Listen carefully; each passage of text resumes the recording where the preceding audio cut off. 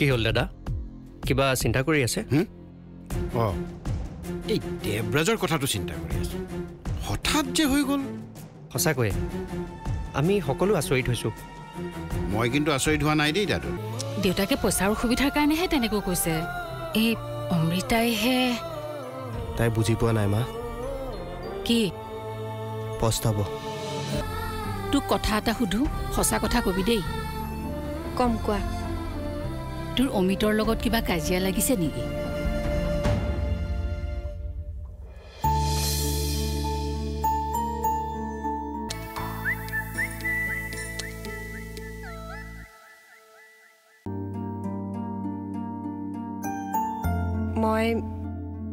মই তোমাক কৈছিলোৱে দেখোন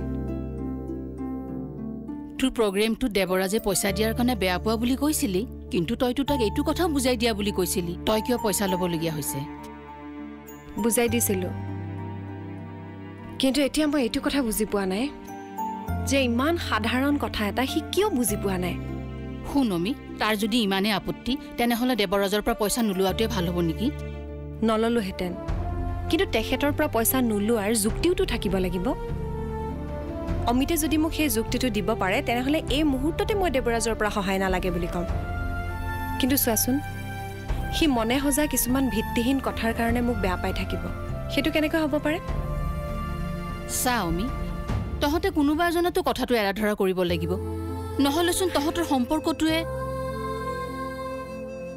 মোৰো এতিয়া সেইটো কথাক লৈয়ে চিন্তা হৈছে মানে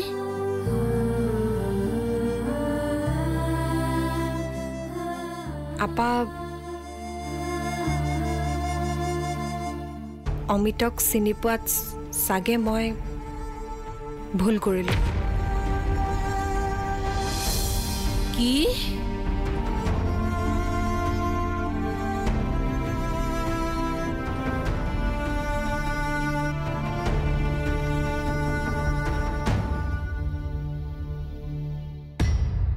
চিন্তা কৰিব নালাগে এতিয়া আপোনালোকৰ ল'ৰা এটা সম্পূৰ্ণ সুস্থ তেখেতৰ এটা মাইল্ড ফুড পয়জন হৈছিলে ফুড পয়জনিং হয় কি খাইছিল সি ভয় খাবলগীয়া একো নাই আমি গেষ্ট্ৰিক লাভাৰ্ছ কৰি গোটেই বেয়া বস্তুখিনি উলিয়াই দিলোঁ আপোনালোকৰ লগতে আপোনাৰ ল'ৰাৰ ভাগ্য বহুত ভাল লগে লগে সেই ছোৱালীজনীয়ে পালে ঘৰৰ মানুহ নহাকৈ সেই ছোৱালীজনীয়ে ভাল প্ৰতিপালন কৰিছে দেই ভগৱানে ঠিক সময়ত ছোৱালীজনী লগ দি আপোনাৰ ল'ৰাৰ জীৱন বচালে সঁচাকৈ ছোৱালীজনী শলাগ ল'বলগীয়া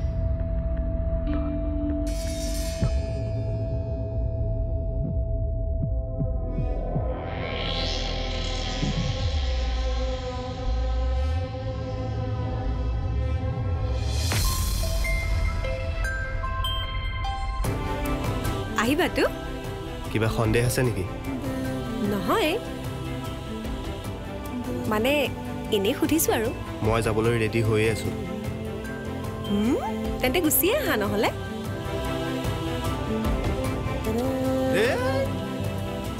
কি হ'ল আকৌ এনেকৈ গাত ধৰি থাকিলে মোৰ ভাল নালাগে দেই অ'আই এতিয়া মই ধৰিলেও তোমাৰ বেয়া লগা হ'লনে নহয় মানে বাইক চলাই থাকোঁতে এনেকৈ ধৰিলে মোৰ ভাল নালাগে কিয় কোনোবাই সুধিলে কৈ দিবা যে আমাৰ বিয়া হ'বলৈ গৈ আছে মই আকৌ কাক কৈ ফুৰিম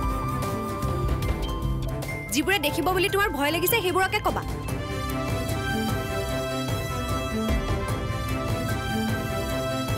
আচলতে তুমি থাকিলে মোৰ সকলো বস্তুবোৰ ভাল লাগে আৰু নাথাকিলে খালী খালী লাগে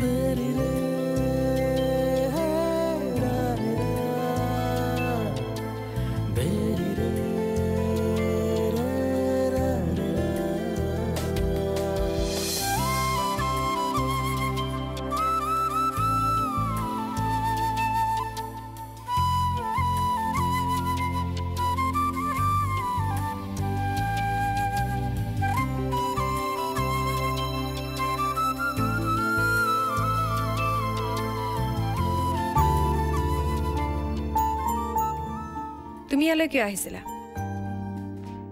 এনেই মনটো ভাল লগা নাছিল আৰু মন ভাল নালাগিলে আমিতো সদায় ইয়ালৈকে আহোঁ। এইখন মোৰ পচন্দৰ ঠাই। তোমাৰ পচন্দ এইটো মোৰো পচন্দ। যদি মোৰ পচন্দ তোমাৰো পচন্দ তেনেহ'লে এতিয়া মোৰ প্ৰত্যেকটো কথাতে অপ'জ কৰাৰ কাৰণ কি? অপ'জ তুমি মোক কৰি আছা অমৃতা। মই তোমাক কি অপ'জ কৰিলোঁ? বাকী সকলো বাদ দিলোঁ, বিয়াখন সোনকালে হোৱাত তোমাৰ আপত্তি কি? মাক সকলো ভালদৰে বুজাই দিয়া হৈছে, তেওঁ নিশ্চয় তোমাক কৈছে। বিয়া মানে যে এসোপা টকা পইচা খৰচ কৰি পাতিব লাগিব তেনেকুৱাতো কথা নাই। কোনো কথা নাই, কিন্তু ঘৰৰ একমাত্ৰ ছোৱালী হিচাপে মা দেউতাৰ ইচ্ছা অনিচ্ছাৰ জানো একো কথা নাই? তেওঁলোকৰ ইচ্ছা পূৰণ কৰিবলৈ ৰৈ থাকোঁতে যদি সাংঘাতিক কিবা এটা হৈ যায়। সাংঘাতিক কিবা এটা মানে কি মিন কৰিব বিচাৰিছা? সোনকালে বিয়াখন হৈ যোৱা হ'লে ভাল আছিল অমৃতা। কাৰণ নে মই আন কাৰোবাৰ লগত বিয়া হৈ যাম বুলি এতিয়া তুমি ভয় খাইছা? তুমি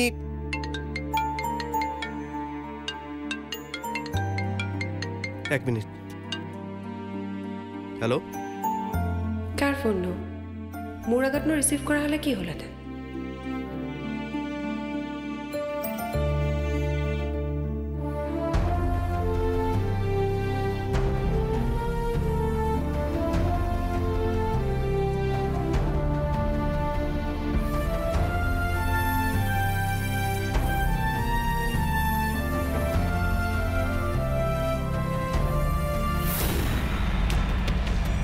Don't touch me.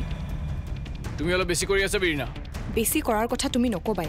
এতিয়াও যে মই তোমাৰ লগত কথা পাতি আছো সেয়াই বহুত বুলি ভাবা। মই এনেকুৱা কি দুখ কৰিলো? মোৰ ঘৰৰ মানুহ মৰে বা জিয়ে তাত যে তোমাৰ একো আহে নাযায় সেই কথাটো মই ক্লিয়াৰ হলো। মোৰ একেবাৰে ভাল লগা নাই শুভম। তুমি ইয়াৰ একচুৱেল কাৰণটো গমেই পোৱা নাই। আৰু একচুৱেল কাৰণ কি হ'ব পাৰে তোমাৰ? আছে, শুনা। দাদা হস্পিটেলাইজ হৈ আছে বুলি জনাৰ পিছতো মই নগ'লোঁ। কিয় জানা? তোমাৰ কনফিডেন্স লেভেল বঢ়াবৰ কাৰণে। কি? দাদাৰ গা বেয়া হৈছে বুলি জনাৰ লগে লগে তুমি যেনেকৈ অধৈৰ্য হৈ পৰিছিলা সেইটো বেয়া কথা। মানুহৰ প্ৰব্লেম ফেচ কৰিব পৰা শক্তিখিনি থাকিব লাগে। লাগিলে প্ৰব্লেম যিয়েই নহওক। তুমি যিমান টেনশ্যন লৈছিলা তেনেকুৱা কিবা প্ৰব্লেম হ'ল জানো? একোটো নহ'ল। কিন্তু তুমি যদি কথাটো শুনাৰ লগে লগে দৌৰাদৌৰিকৈ গ'লাহেঁতেন, কোনে জানে বাটত এটা এক্সিডেণ্টতো হৈ যাব পাৰে। মোৰ নিজৰো যি বিপদে নাহওক সাহসেৰে মুখামুখি হ'ব বিচাৰোঁ, আৰু তুমিও তেনেকুৱা কৰিলেহে মই ভাল পাওঁ। তুমি বিশ্বাস কৰা নকৰা মই নাজানো, দাদাৰ গা অলপ বেছি বেয়া হৈছে বুলি খবৰ পালে মই যাবলৈ ৰেডি হৈ আছিলোঁ। সুশান্তক তাৰ গাড়ীখনৰ কথা কৈ থৈ দিছিলোঁ। তুমি যদি বিশ্বাস নকৰা সুশান্তক সুধিব পাৰা।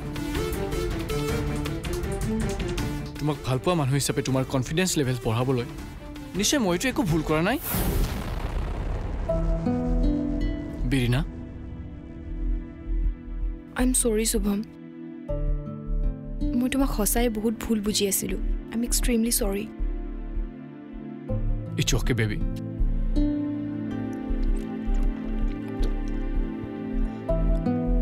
শুনা, বহুত দিন তোমাৰ হাতৰ ৰন্ধা খাব পোৱা নাই। আজি খাব পাম চাগে। তেতিয়াহ'লেতো তুমি মোৰ ৰুমলৈ যাব লাগিব। যোৱাততো একো প্ৰব্লেম নাই। ব'লা। অ'কে।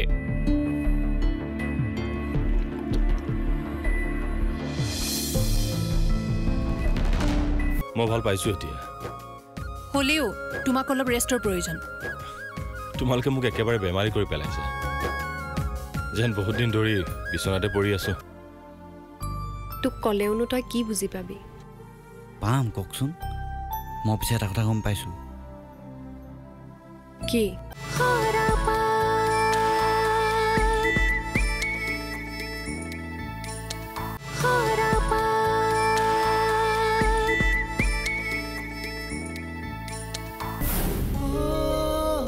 চাইনি, ক'লৈ যোৱা?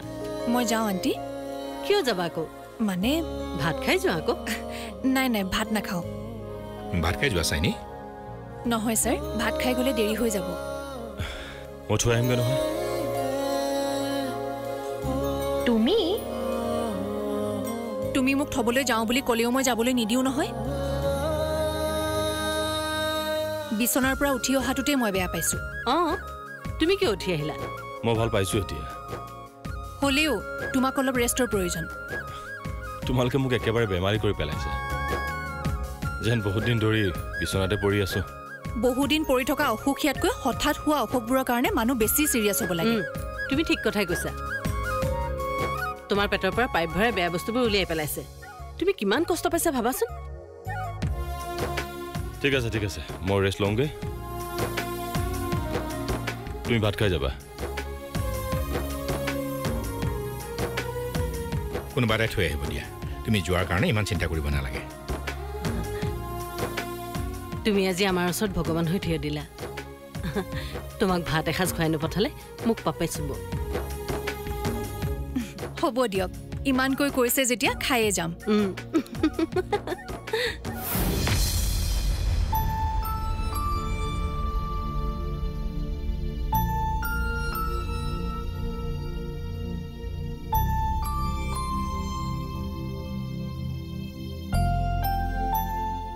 বা আপোনাৰ মনটো বেয়া নেকি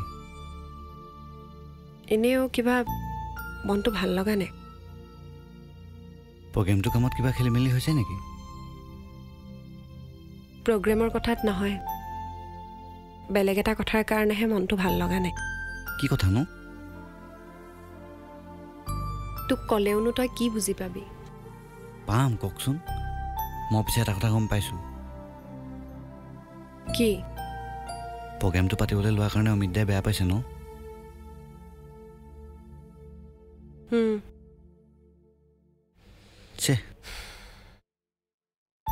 প্ৰগ্ৰেমটো পাতিবলৈ মইহে আপোনাক কৈছিলোঁ বা বেয়া কথা এটা ক'লোঁ দেই তোৰ কথাটো বেয়া নাছিল এতিয়া মানুহবোৰেহে খেলি মেলি কৰিছে হ'ব দে বাদ দে ইমানকৈ কোনে কি ভাল পায় বেয়া পায় এইবোৰ চিন্তা কৰি থাকিব নোৱাৰোঁ নহয় আৰু এনেও এতিয়া মোৰ চিন্তাটো হৈছে প্ৰগ্ৰেমটো ভালদৰে কৰিব লাগে এইকেইদিনত আচলতে দেউতাৰ অফিচত যদি প্ৰব্লেম নহ'লহেঁতেন তেতিয়াতো চিন্তাই নাছিল ছাৰৰ অফিচতো এতিয়াহে প্ৰব্লেম হ'বলৈ পালে ছাৰৰ আজি কি হ'ল জানো এতিয়ালৈকে ঘৰলৈ অহাই নাই দেউতা ঘৰলৈ অহা নাই নাই অহা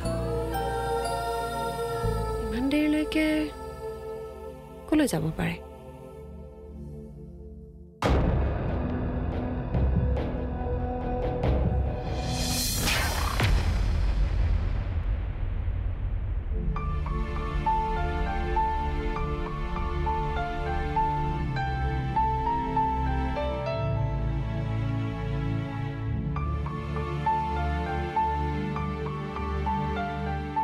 বৈভৱ ঘৰলৈ যোৱাগৈ যোৱা এনেকৈ থাকিলে যদি তোমাৰ কাম হ'লহেঁতেন তেনেহ'লে থাকা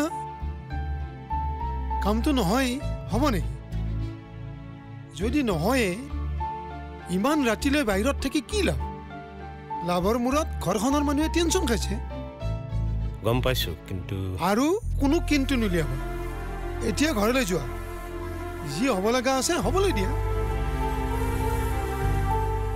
যদি এই কামটো কিবা কাৰণত নহয় মৰি যাব লাগিব মই নমৰা ভগৱান বুলি কোনোবা এজন আছেতো মৰিবলৈ নিদিয়ে সঁচাকৈ ভগৱানে চকু মেলি চাবনে মোক নাচাব কিয় নাচাব তেওঁ চকু মেলি চাই আছে কাৰণেতো আমি জীয়াই আছো এবাৰ মই বাচো নে মৰো মই কৈছোঁ নহয় সকলো তেওঁৰ ওপৰত এৰি দিয়া তুমি কৰিব লগাখিনি কৰিলা বাকীখিনি তেওঁৰ ওপৰত কথা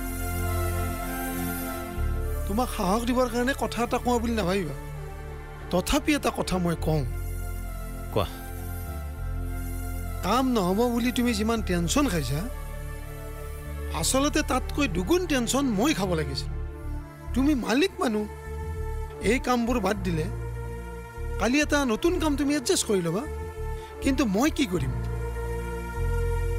তোমাৰ লগত কাম কৰিয়ে মোৰ জীৱনৰ আধা বয়স শেষ কৰিলোঁ কেনেবাকৈ মই কৰি থকা কামটো হেৰুৱাব লাগিলে মই নতুন কাম এটা বিচাৰি পামনে এই বয়সতনো মোক কোনে কাম দিব তোমাৰ অফিচত কাম নাই মানে আমাৰ গোটেই পৰিয়ালটো খাবলৈ নাপায় মৰি থাকিব তথাপি জানো মই টেনশ্যন লৈছোঁ নাই লোৱা ভগৱানৰ ওপৰত মোৰ বিশ্বাস আছে তেওঁ আমাক নাখাই মৰিবলৈ নিদিয়ে তুমিও সেই বিশ্বাস লৈ থাকাচোন পিছে এতিয়া কি হ'ব বুলি ভাবি চিন্তা কৰি থাকিলে কি লাভ আছে যোৱা তুমি ঘৰলৈ যোৱা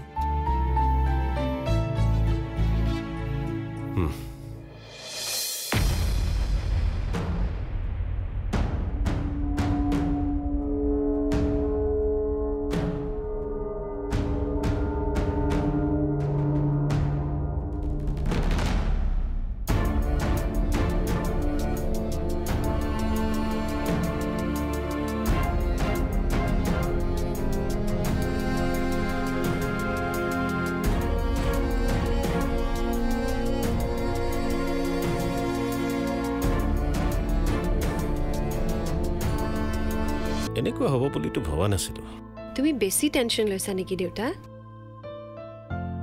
টেনশ্যনটো হ'বই তথাপিও ইমানো টেনশ্যন লোৱাৰ প্ৰয়োজন নাই দিয়াচোন তই ক'লে নহ'ব নহয় কাম আছে বুলি গম পাইছো বাৰু কিন্তু যাওঁ নকলৈ যাওঁ এফালে অফিচৰ কামত নে কি অফিচৰ কামত নহয় মোৰ পাৰ্চনেল কাম এটালে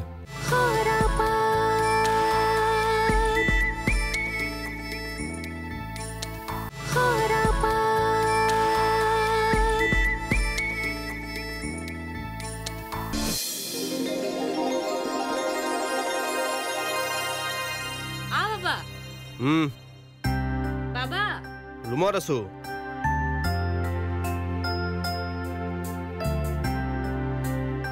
এইটো চাচোন তই কিবা কি হ'ল তই কৰিবলৈ যাও নেকি কলে যাও কাম এটা আছে এফালে যাওঁ কাম আছে বুলি গম পাইছো বাৰু কিন্তু যাও নকলৈ যাওঁ এফালে অফিচৰ কামত নে কি অফিচৰ কামত নহয় মোৰ পাৰ্চনেল কাম এটালে কি কাম নো চোৱা মা বিনা কামত মই কলৈকো নাযাওঁ কাম এটা আছে যাওঁ তাকে তুমি চিন্তা কৰি থাকিব নালাগে তই কৈ নগ'লে মোৰ চিন্তা লাগি নাথাকিব নেকি আকৌ চিন্তা নকৰিলেই হ'ল আৰু মোৰ এতিয়া দেৰি হৈছে যাওঁ মই আৰে বাবা শুনচোন আই শুনচোন আ বাবা আৰে কলৈ যায় ঐ ভালকৈ একো নকলেও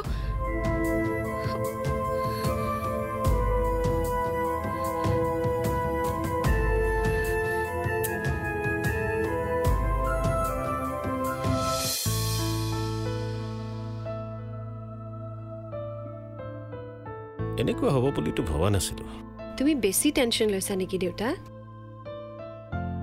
টেনশ্যনটো হ'বই তথাপিও ইমানো টেনশ্যন লোৱাৰ প্ৰয়োজন নাই দিয়াচোন তই ক'লে নহ'ব নহয় এমপ্লয়বিলাকক দৰমহা দিব লাগিব নিজৰ খৰচটোতো আছেই তাতে তোৰ বিয়াৰ ডেটো আহি আছে দেউতা তুমি এতিয়া বিয়াৰ কথা চিন্তা কৰিব নালাগে মইতো এনেও এতিয়া বিয়া হ'ম বুলি ভবাই নাছিলোঁ জাষ্ট অমিতক তোমালোকৰ লগত চিনাকিহে কৰাই দিছিলোঁ তোমালোকেহে গৈ একেবাৰে বিয়া ঠিক কৰি পেলাইছা বিয়া যেতিয়া দিবই লাগিব ঠিক কৰি পেলালোঁ এইটোনো কি ডাঙৰ কথা হ'ল মানে একো নাই চব ঠিকে আছে কিন্তু মই কৈছোঁ যে বিয়াখনক লৈ এতিয়াই ইমান চিন্তা কৰাৰ কোনো প্ৰয়োজন নাই বিয়া যেতিয়া হ'বলৈ আছে হ'ব আৰু দেউতা মোৰ কামকেইটা হৈ গ'লে তাৰপিছত ময়ো তোমালোকৰ কামত হেল্প কৰিব পাৰিম নালাগে তই মোৰ কামত হেল্প কৰিব নালাগে কিয় মই হ'বলৈ অফিচৰ কাম শিকিব নালাগে কৈছিলোঁ দেখোন অফিচৰ কাম কৰাৰ কথা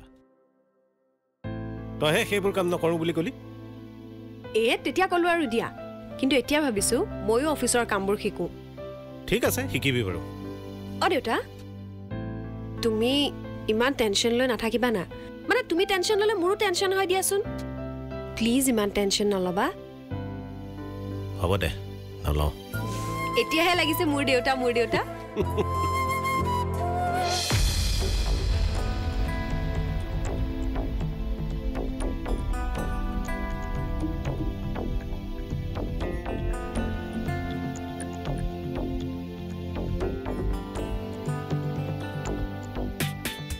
এটা জবৰদস্ত পাৰ্টি হৈ যাওক তোৰ অকল খাওঁ খাব লাগেতো জীয়াই আছো হয় দে তই কেৱল খাবলৈকে জীয়াই আছো হয়নে তাৰমানে মোৰ একো কামেই নাই আৰে কাম নাই বুলিতো কোৱা নাই সেইটোতো ক'বই নোৱাৰো